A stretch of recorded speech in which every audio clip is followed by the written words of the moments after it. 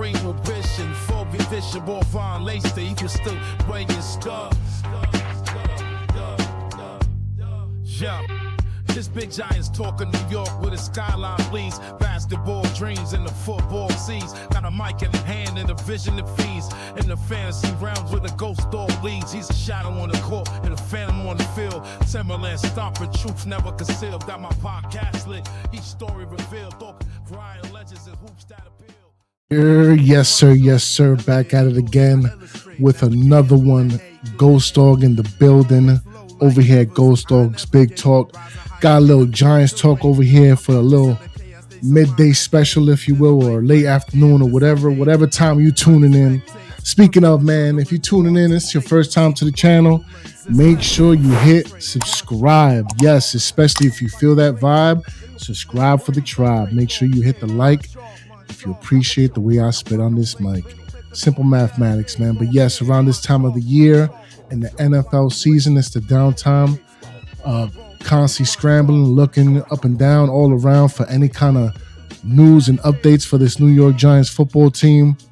And this is the week, as it so happens, that the owners meeting is going on. And, you know, the owners come together, they discuss the rules and what have you and how they want to run the NFL as a whole.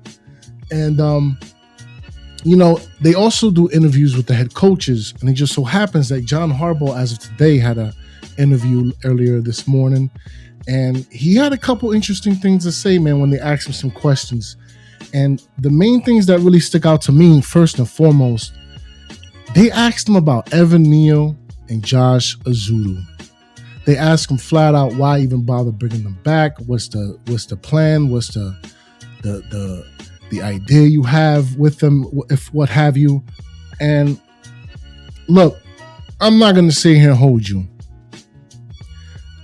In particular, in this interior section, this offensive line as a whole has struggled mightily for the better half of a decade almost. Just about. We're getting there. And hopefully things is turning around. And hopefully this right here is a part of the turnaround. And what I mean is, when they asked him about it, you know, well, first and foremost, he talked about the trenches as a whole. He said flat out, you got to build, and we're building towards being the best on both sides of the ball. So right off the bat, man, John Harbaugh, and rightfully so, given his success consistently, at least on a consistent basis, and we get it, oh, he hasn't won one in a while. Man, look, you have to start with, at the very least, with consistency. And if John Harbaugh is anything, it is for sure that. Because he understands the fundamentals of football. Because he loves football. He wants to be the best on both sides of the ball in the trenches. On the offensive side, defensive side. He even alluded to the fact of having all three phases of the game, you know, humming together and coming together with the synergy as one. Because it's, you know, it's just the truth of the matter, man. You need all that. And it's just so refreshing to have a head coach in here that understands and loves football to the degree that John Harbaugh does. And it just excites me, man. It excites me. A couple quotations here. You know, he also, again, with the Josh Ezeudu and the Neal, back when Baltimore, when he was there, whatever, he alluded, he was like, yeah, like we were scouting them from then. Like we saw the talent, we saw the potential. And straight up, he said, they haven't broken through yet, quote, and why can't they? Right? Another quote is, why not? Let's give them a shot. They have big dreams. I want to help them achieve those dreams. So why not achieve those dreams here within the building, here at New York? I'm paraphrasing at that point. But you get the idea. And it's just something that we've been talking about for such a long time here, man. At least I have. Fundamentals with the senseis, the coaching, the guidance.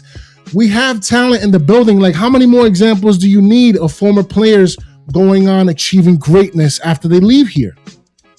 And it starts at the top. And finally, with the acquisition of a John Harbaugh, right?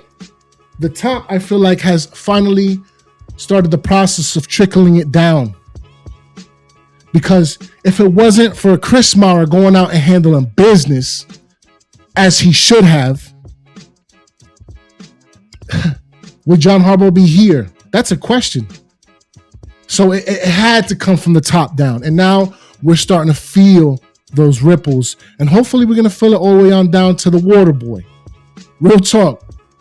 Real talk. The whole nines, equipment guys, everything. That's what we needed. Proactive action. Chris Mauer went down there, handled business, convinced John Harbaugh to come here. Now we're starting to feel the ripple effects.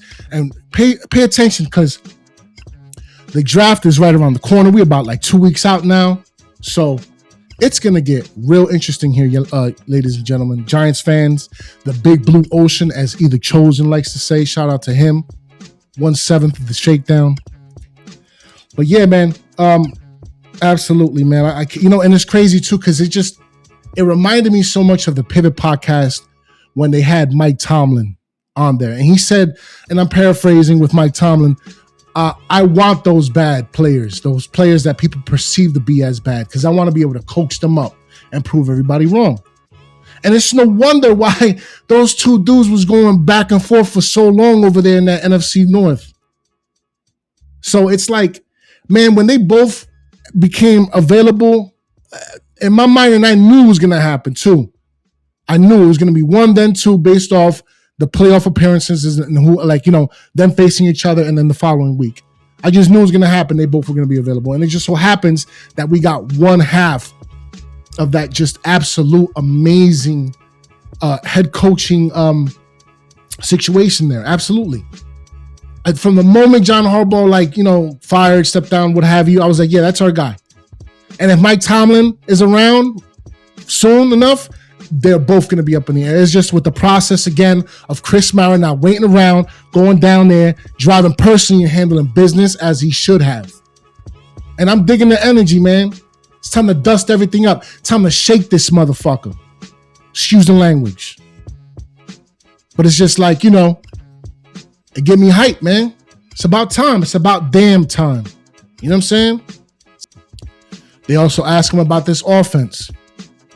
How he expected it to look and what have you. And he flat out said, man, we're going to be high-powered, scoring a lot of points, going to tailor it around new Jack City Dart, as I like to call him, Jaxson Dart, It just makes sense, man. And look, am I going to say it's exactly like Lamar Jackson? Absolutely not, man. Lamar Jackson is one of one. However, I also do believe that new Jack City Dart is one of one. Or possibly. We got to see. And it might be the biases talking, man, but I think we got something special in that young man. And this is coming from somebody who was not necessarily out on him, but didn't have him as such a high regard in the comparison to a Shedeur Sanders. I'll own that. But I'm happy that the way it turned out. I'll say that much. No, for sure, man, for sure.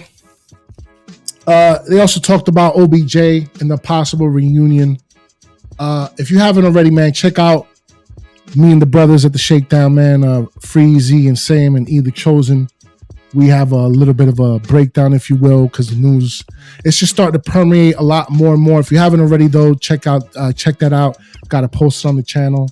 Got it posted on their channels as well. Make sure you go hit the like and subscribe over there as well if you go to check it out. Man, they talked about it. Apparently, they have a great relationship. They're constantly texting and calling or whatever. He flat out said he's one of his favorite people in the whole wide world. And, possibly rejoining if it makes sense. And look, man, we talked about it a couple days ago, if not last week. It does make sense. If we could get him with the vet men, have him come in here, be a guiding light for these young receivers, specifically a Malik Neighbors. And, man, I get it. It's flag football, but he was doing some things in that game. Still good with the route running. Still great with the hands. You know what I mean? He reaches up, goes and grabs and snatches that ball out the air. Like, I don't have to even go into detail about the situation with that man. We've all seen him in this prime, and even if we could get him at 65% of that across from a Malik Neighbors and the rest of this wide receiver room on top of Isaiah Likely in the tight end room, it could be a situation over here. It's something that, to keep an eye on as the offseason progresses, as the draft comes and goes. We'll see where we're at come camp time. Do not rule out the possibility of OBJ coming back over here. to the New York Football Giants, and rightfully so, because he should have never left in my book. But that's revisiting the past, and let's just go ahead and wrap this up, man, because there's plenty going to be talked about later on. Just stay tapped and tuned in over here at Ghost Dogs Big Talk, where we talk about New York Giants stuff and anything related thus far, according to and related to. Make sure you hit the subscribe for The Shakedown. That's DA Shakedown 2.0. And all the rest of the brothers' channels out there, man, from the, Shakes Media Entertainments to the Black Freezy TVs to the Same Difference and the Shakedown Shenanigans with LRP, man. Stay tapped and tuned in. As I always say, we're going to have some great content coming down the pipeline. Draft is coming soon. Pay attention for any macchiatos that we have going on. And, man, look, the clock is ticking, and I just can't wait. Woo! Giants football, baby, yes. And as I always say around this time, man, I'm going to give y'all a big blue salute and peace.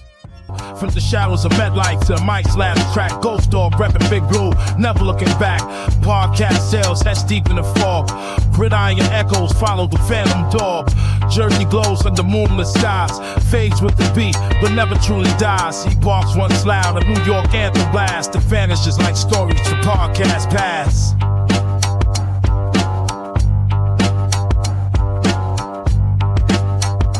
This is a Ghost Dog mixtape original.